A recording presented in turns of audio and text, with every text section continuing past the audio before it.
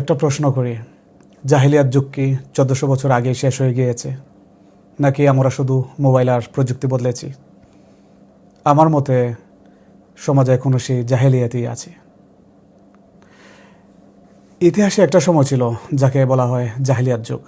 ইসলাম আসার আগে আরব সমাজে ছিল অন্ধকার, অন্যায়, অবিচার, শক্তির অহংকার আর নৈতিকতার পতন। মানুষ কন্যা সন্তানকে জীবন্ত কবর দিত, শক্তিশালী দুর্বলকে শোষণ করত, গোত্র আর স্বার্থের জন্য যুদ্ধ হতো বছরের পর বছর। কিন্তু আজ একটা প্রশ্ন করতে হয়, আমরা কি সত্যিই সেই জাহিলিয়াত থেকে বের হতে পেরেছি কি না? আজ মানুষ মেয়ে শিশুকে কবর দেয় না, কিন্তু কত পরিবার এখনও মেয়েকে বোঝা মনে করে। এমনকি আপনি শুনলে অবাক হবেন, পিতার দ্বারা মেয়ে দর্শিত হয়। তখনকার সময় মানুষ পাথরের মূর্তির সামনে মাথা নত করত।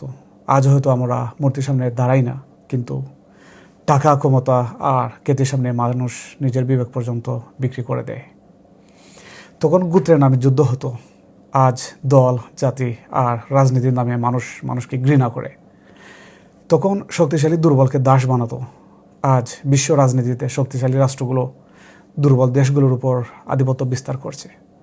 অর্থাৎ সময় বদলেছে, প্রযুক্তি বদলেছে, কিন্তু অনেক ক্ষেত্রে জাহিলিয়াতের মানসিকতা এখনও বদলায়নি। এ কারণেই আমাদের নবী হযরত মুহাম্মদ মুস্তাফা সাল্লাল্লাহু আলাইহি সাল্লাম মানুষের কাছে শুধু ধর্ম নিয়ে আসেননি, তিনি এনেছিলেন নৈতিক বিপ্লব। তিনি শিখিয়েছিলেন মানুষের সম্মান, ন্যায় বিচার, নারীর অধিকার এবং আল্লাহর সামনে সব মানুষ সমান।